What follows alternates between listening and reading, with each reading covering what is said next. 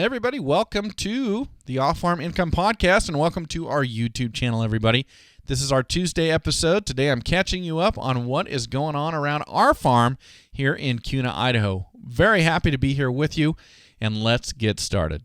Well, hey everybody, welcome back to the show. It is a Tuesday episode again, and I was trying to think of what to talk about for today's episode, and honestly, I think I'm just going to give you an update on what's been going on around our place. Now, I will tell you that there are some exciting updates coming here in the near future. I'm not at a point where I feel like I can announce them, but some neat stuff is going on behind the scenes here at the Off-Farm Income Podcast, and I will be excited to tell you all about those. So that's coming up soon. For this week, let me just get you caught up. And you probably saw in the title of what is happening around our farm. Well, we've got a new fox running around now. Now, luckily, we haven't lost any chickens to this fox yet. But just the other night, Autumn and I were out putting up some electric fence. We were moving our cows up closer to the house into a small sacrifice area so we could build a shelter down where they had been being fed. And when we were doing that, we're out building this electric fence, and there's a fox, another one, right out there in our pasture. Now, you probably remember my show from just a few weeks back where we lost a bunch of chickens, and I had to hunt this fox and finally got rid of this fox problem. Actually, it was a mystery for a while on what it actually was that we were dealing with, and it turned out to be a fox. Well, so then I'm wondering, why do we have another one all of a sudden? But the big difference is, just back on October 7th, they drained the canal behind our property. So there's no more water in the New York Canal, which runs behind our property, which means that foxes, coyotes, whatever, can make their way up and down that canal just with total freedom of movement. And so that's been probably where this new fox came from, was probably living on the other side of the canal. Now that it's empty, you can come right through. So we have been trying all sorts of stuff, been keeping the chickens in during the day, only letting them out when we can be out there sitting and watching and waiting for this fox to show up. I've had my father-in-law over here just sitting outside and waiting and watching, and he likes doing that, so that's been fine. But then this thing, I mean, you know, you hear about trying to outfox a fox. This one is outfoxing us. Now that we've kind of figured out that he is here and we're waiting for him, he is not showing up. He hasn't been back. So I don't know if he got dispatched elsewhere, if he moved on. I don't know what's going on with this fox, but it has not been back. So I'm just not sure what's going on with him. But that is, you know, it's so funny too, because we've been living here now. We've had this farm for 8 years, for just over 8 years. And really for the first 4 or 5 years, we never saw a predator around here at all, except in the winter when it got really cold and the canal was dry. Then we get coyotes moving up and down that canal. But never saw foxes until like the last couple of years, and then all of a sudden that's all we have is just foxes and no coyotes. And of course, foxes aren't going to run off coyotes, so I don't know exactly what the issue is, why it's gone that route, but that's kind of how it's gone. So anyway, on the lookout. I don't want to lose one more chicken to a fox. I know that is a lofty, lofty goal, but that's kind of where we're at now. Well, another thing that's going on is this year is the first time I've ever fed oat hay. And I think I talked about this in a previous episode, but now that I'm really feeding, and I'm feeding the oat hay off first just because I know mice will get into it more readily than they will my alfalfa hay, I decided to feed the oat hay off first. It's been really interesting. The farmer who grew this oat hay and that I bought it from, he was willing to work with me on when to cut it. So I did my research and kind of said, yeah, this is when I would like it cut, so it would be good animal feed for our cattle. And man, it has worked out really, really well. The cattle are doing great on the oat hay, and it seems to be very palatable to them. Now, I will tell you that some wise old cattle farmer had told me feeding oat hay is fine. Don't feed it at the same time that you're feeding alfalfa hay, because they're going to choose that alfalfa hay. They're going to waste that oat hay. I haven't even experimented with that. I just put them strictly on the oat hay. And at first, I do think that they were like, what is this? I think they would have definitely preferred the alfalfa hay that we grow on our place. But now that they've got going on it, man, they really seem to like the oat hay. And their body condition, their body scores, I think are doing fantastic on Oat Hay. So I'm actually really happy, and I'm considering trying to source some for next year as well. I don't know that the same farmer will be growing it next year because he was just growing it this year as a cover crop to bring up a new hay field. So I might actually go out looking for Oat Hay next year. It was more inexpensive. I like the way the cows are doing on it, and they seem to be enjoying eating it. It seems to be very palatable for them. So that's been interesting for me. So I don't know if any of you have ever thought of feeding Oat Hay to your cows, but you haven't done it, and it's maybe a cheaper alternative for you. But I will tell you just my little small anecdotal piece of evidence. It's actually working out really, really well for us on our farm. So far, it's going really, really good. When it gets really cold, we'll see how they do on it when it's really cold out and see if they keep up that body condition or if they deteriorate maybe quicker than they would that we've seen in the past years just on our alfalfa hay. But honestly, at this point, it all seems very good to me. Really, really satisfied with what I'm seeing. So that's an exciting development for me because, as you all know, if you've been listening to the show, we're transitioning our hay field into pasture, and that means I'm going to be buying hay going forward, which is it's a risk. That's a gamble. And a couple years ago, that would have been a horrible gamble on my part because hay was so expensive. But I'm making a transition. We kind of talked about the reasons for that, but we'll see if this works out and I can source my overwinter feed cheaper for the cattle by buying Oat Hay, and they do just as good on it. I am very, very excited about that prospect. So I will keep you up to date on that. Hopefully that goes exactly as I'm predicting and I'm hoping. Well, just yesterday was Sunday, and our butcher, when they butcher cattle, they like to get everything delivered in on Sunday evening. So I got our steers loaded up and hauled them in yesterday late afternoon, early evening. Everything went really well. Live weights were right where I wanted them. Everything got loaded really well. I will tell you, there's things on the farm. You guys have all heard me talk about irrigation, and irrigation is probably one of the things that is my least favorite things to do on the farm. I always fantasize about, farming in Virginia, farming in Tennessee, or something like that, a place where Mother Nature will do the irrigation for me. And I always realize that I'm taking for granted the fact that I'm very lucky to have irrigation. I can control how much water gets put on our place and when it happens. I know I'm looking a gift horse in the mouth, and I don't mean to do that. But I will tell you, just as a contrast to that, if I was to look at everything I have to do to operate our farm, and I was to make a list of all the different tasks, I would put irrigation at the bottom or very, very close to the bottom of the things that I like. At the very top has got to be moving animals, especially moving cattle. Now, I am not willing to go out on a limb yet and say that I'm expert level on this, but it's one of the things I really enjoy doing, and it's something that it just seems to come so naturally. And whenever you have something like that, I don't care what it is, and that's why I always ask everybody on our Friday edition episodes about just a personal habit, something that comes naturally.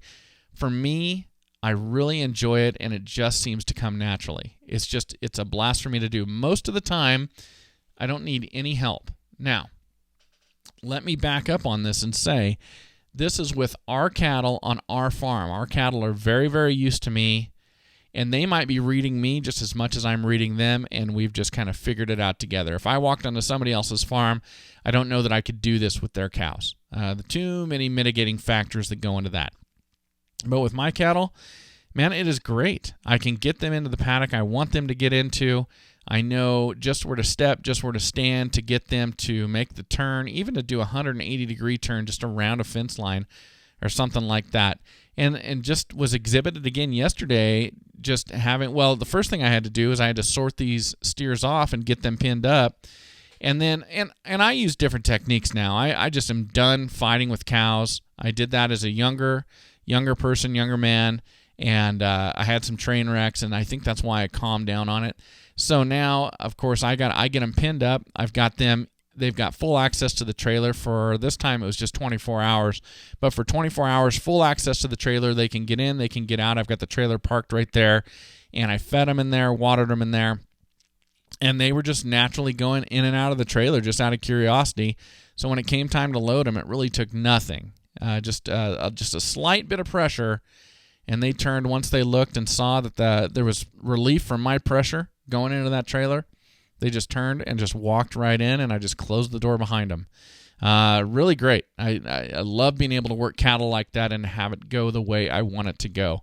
And it's funny, and any of you out there who are going to be teaching somebody how to do something, or you're going to be getting help from people with less experience than you, I want you to learn from my mistakes. So there's nobody at all, including my wife and my daughter, who go out to work our cows, who is as comfortable or as confident as me in getting these large livestock to do what I want them to do. There just isn't. And so I will tell other people, step here, put pressure here, walk towards the shoulder, do this, do that. And they're nervous and they're intimidated by it, maybe worried about screwing up. I don't know. But they just won't do it in the way that works. And they just won't read the cow the way the cow can be read. And it's always interesting to me, but one thing I've learned over time is, man, be patient with those folks, because, something that you do and you really enjoy doing, it feels easy, but it is not easy to everybody else. And that is something I've watched and noticed, and I've changed my perspective, and I go, man, I feel very, very blessed, very, very lucky that I like this so much, and it does feel so easy to me, because I know it's not that way for everybody else. And I can remember way back when I was in high school and I started working cattle with my stepfather and my step-grandfather, when it came time to move cows, get them pinned up, get them into the squeeze chute, I was more than eager to go do that, more than eager. And they would not let me. And I think back then I was the guy who would run, yell, wave hands, think that I could be quicker than a cow so I could cut her off and get her turned around in the direction we wanted her to go, and they were just looking at me going, no, that is just a wreck waiting to happen. Over time, that's improved, but certainly I didn't have the confidence nor the skill or just kind of the intuition back then that I do now. It's a lot of fun for me now because it works so well. I would say more than 9 out of 10, 95%, 99% of the time, the cows on our farm, I can get them to go right where I want them to go. And it just takes just a little bit of patience and a little bit of watching them, a little bit of thinking about it, and they can kind of understand what I'm trying to get them to do. Why is this so fun for me? I don't know. We've all got something that's fun on our farm that we like. For me, it's when I get the opportunity to move these cows. Goats, a bit different. Still somewhat successful with the goats, but definitely a bit different. And pigs, we used to take our trailer down to our pig pens down kind of by the creek. We used to take our trailer down and we would load pigs up there. Then we built a second pig pen up off of our driveway for our weaners. And now when I've got, we sold a big sow just a few months ago, I don't even take the trailer down to the pig pen by the creek anymore. We just pull her out and we walk her up. And that can be done. And it's just one of those things you just learn over time. So anyway, be patient with the folks that you're teaching. Take some advice from me, somebody who's done it wrong, by the way, and become impatient while this is going on. And any of you who've worked around livestock, I'm sure you know exactly what I'm talking about. But yeah, these folks get nervous because it's not something that they truly enjoy, truly do every day. It doesn't come naturally to them. And so, it may not go the way that it would go if you were the only one working them. So be patient with those folks, everybody. All right, so the steers are at the butcher. That went good. Super fun time of year. I always enjoy this time of year when all that work, 18, 20 months worth of work, worth of waiting, 20 months or 18 months of, I hope this calf doesn't die, hope this doesn't happen. It comes to fruition. It's a great time of year. I love sending those messages off to my customers saying, all right, they're at the butcher, they're hanging, call in with your cut instructions. It's a great time of year. Really, really fun. So that's where we're at. I'm sure a lot of you are there right now as well, and a lot of you will be here coming up in the future when you get your stuff going, if you're going to be raising livestock. If not, you're harvesting right now, and boy, is that an exciting time of year. I know this year it's been a challenge for a lot of folks. I hope you're getting through it, and I hope you're getting hope you're getting some good yields and getting stuff out of the fields if you're in some of those tougher hit areas of the country. All right. Well, I also put on the title for today's episode that we are out of steaks.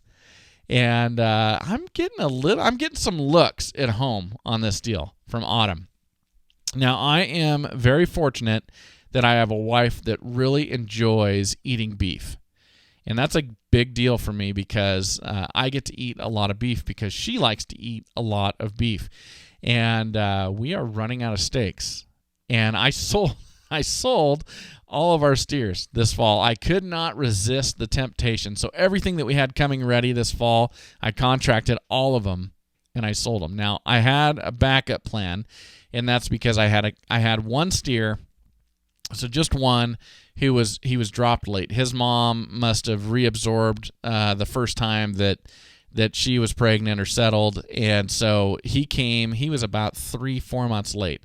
So I actually got a separate appointment at the butcher for him, and I didn't want to take him in just by himself, so I actually bought a steer about his age, about his weight, and I'm raising those two up together, and they're going to go in together in January. So I got to feed them through to the butcher through one of the coldest parts of the year. We'll see how that goes. But anyway, so I've got him coming up. So that's my backup plan. So we're going to be back in beef in our own freezer this coming January, but I couldn't help it. We had customers waiting, wanting beef, and so I contracted everything we had ready for this fall. So we're running thin, and there are occasions where I'm getting a look from Autumn like, I don't care about selling that half of beef. That half of beef should be in our freezer. And I get that. I'm lucky that I've got a wife that likes to eat beef that much because we get to eat a lot of it here at home. But anyway, it's been a little bit funny around the place. And actually, the reason this came up is because I looked in the refrigerator yesterday and there were some store-bought steaks. And I was like, what is going on here? What is going on? And she's like, we're out of steak, and I want a steak. All right, well, I can't argue with that. Probably having the reverse effect is selling that other half of beef. But yeah, anyway, that's what we call comedy around our place. You guys, have you been watching the postseason of baseball? Man, I always debate over spring or fall as being my favorite time of year, but this has to be my favorite time of year. I love the change in the weather. I love the colors. I love it getting cold. I love starting to feed animals. And I love the baseball playoffs. I'm a big baseball fan. There's no question about that. Really, really enjoy it. And, the Nationals, that series, that wasn't that great. The sweep of the Cardinals, all you Cardinals fans, I'm very sorry. You guys didn't show up better this year. Just didn't go your way. But that sweep, that wasn't that fun to watch. But, boy, the Astros and the Yankees series, 6 games. It was great. Game 6 was by far the best game. That was unbelievable, the way the Yankees came back and tied it in the 9th, and then the Astros won it on a walk-off off of just an unbelievably dominant closer, and the Astros' ability to walk in there and work counts and then get a home run off of that guy is just – I can't even imagine the confidence that goes into being Jose Altuve and just walking in there and being able to do that. Just unbelievable to watch that guy play. At his size, it's unreal. So congratulations to the Astros. Congratulations to the Nationals. I will tell you, I'm wondering what's coming up. So this episode's coming out on day 1 of the World Series, and we get to watch 2 of the games from the comfort of our home. Then we're going to be off deer hunting for games 3, 4, and 5. And so we'll be listening to those on the radio in the tent, I guess, or on the radio in the pickup. But I wonder what's going to come. I wonder about the Nationals. They've had this huge, long layoff with no baseball being played, and I always feel like that hurts teams. You think it helps them, but they lose. It's almost like they come out sluggish after a long layoff since they swept the Cardinals, and they've just been sitting. Then there was that rain delay, although that rain delay really didn't postpone the World Series because they made the teams in the ALCS kind of sucked that up, and instead of getting a travel day, they played back-to-back after that rain delay. So that didn't really delay the Nationals any longer than they'd already be delayed. But, man, waiting till Tuesday, I think that's about 7 days, 6 or 7 days, that they've been just waiting to play. And so, like, the pitchers are doing simulated games and things like that, but they just get out of that flow. And to me, they always come back sluggish. To me, if you're at that peak level, which you are, going through that sweep against the Cardinals, And then all of a sudden, you're not playing, and you can't simulate the adrenaline. You can't simulate the excitement. You can't simulate the urgency of winning games when you're in a best-of-4 series. To me, man, that team with that layoff, I think it's a real detriment. I think the advantage really goes to the Astros because they've been playing at that high level and they don't have that long layoff. And also the Astros pitchers, they're going to have just as good a rest as the Nationals pitchers. The Nationals pitchers are going to have longer rest, but I'm not so sure that's great for them. I think being able to rest like your normal rotation is great for you as a pitcher, but any longer than that, I'm not so sure that that's a benefit to you. So honestly, I got to give the edge to the Astros at looking at them winning. Is this going to be their second, if they win, their second World Series win in 3 years, I believe. You got to give the edge to them, I think, right now. But the one thing, here's my prediction. I'm putting this out there, and for those of you who are not baseball fans, I apologize. I truly love this time of year. But for all of you who are baseball fans, here is my prediction. And my prediction right now is this. I do think the Astros are going to win, and nothing against the Nationals at all. But I think the Astros are going to win. The Astros have great pitching. They've got clutch, incredible hitting, and they're playing small ball, which I love. I love watching guys bunt. I love seeing the hit and runs. I love the small ball. But here's the one caveat to that. Here's the prediction. So far, in Verlander's last 2 starts for the Astros, he's been a little bit suspect. Certainly not saying I could do it any better, but he has been a little bit suspect. Not himself, not quite himself. So thinking it's an automatic win with Verlander in, not necessarily so. So that's a little bit of a chink in the armor of that pitching staff for the Astros. Greinke, you might even be able to say the same thing about him. So that leaves Cole, and I think you're getting 2 wins out of Cole in the World Series for sure. But I think the others are X factors. If the Nationals are able to pull this off, my prediction is that Steven Strasburg is escalated to superstar status when it's all over and he's the World Series MVP. That is my prediction because I think that's how it's going to happen. If the Nationals win this, I think what we're going to see is Steven Strasburg emerge as the premier pitcher, like a postseason legend, like what we saw with Madison Bumgarner a few years ago. That's what I think we'll see. And I saw some things in the NLCS and even before that out of Strasburg that made me think that could happen. A, he pitched great, but B, getting bunts down, defending his position, doing those things, those extra things that elevate a pitcher to that level. That's my prediction. So if the Nationals pull it off, which I don't think they will, but if they do, what I think we see is the name Steven Strasburg becoming a household name. Just a name that everybody knows, and the World Series MVP. So, a week from today, if you're listening to this on the day it comes out, we may know by then. If not, we're going to be very close to knowing whether or not my prediction is worth a dime. All right, last thing on our title, a bag of beans. Well, this is something that was really cool. I like doing this, and I recommend all of you do this too. Now, I'm not a prepper, but for those of you who are, I certainly am not against that. That's just not the way we do things. But I guess to some degree, maybe we do just a little bit. But, it's not a bad idea to have, 30 pounds of rice and 25 pounds of beans or something like that just stowed away in your pantry. Even natural disasters or something like that. Like we had like a little, not a natural disaster. We just have vanilla weather here where we live. But we had a storm come through last weekend. And it knocked out power and put power lines down, like 16 power poles, all just laid over on a road not too far from our place. So we had some big winds, maybe even just a very small tornado, which does happen in Idaho just occasionally. And or something what we call a microburst. That could have been that too. But very interesting to think about when those things come up. And I was at our FFA auction. We have an FFA auction every September. So I was there just a few weeks ago, or all three of us, Autumn, Hattie, and I were there. And I was bidding on things. And in the silent auction, I won I think it's a 25-pound bag of pinto beans. And I just love having that bag of beans in the pantry. I've already made beans and ham hocks with it, which are delicious. I'm still finishing those up. Autumn and Hattie and I all are. Great meal, super inexpensive meal. But it's just great to have those beans in there. There's just no reason that we can't have a good, nutritious meal whenever we want to when we've got those raw materials put aside. So you all should think about that too. Prepper or not, 20 pounds of rice, 20 pounds of beans, supporting agriculture all at the same time, and you've got your food set aside. I don't know. That is my thought and my tip for the day.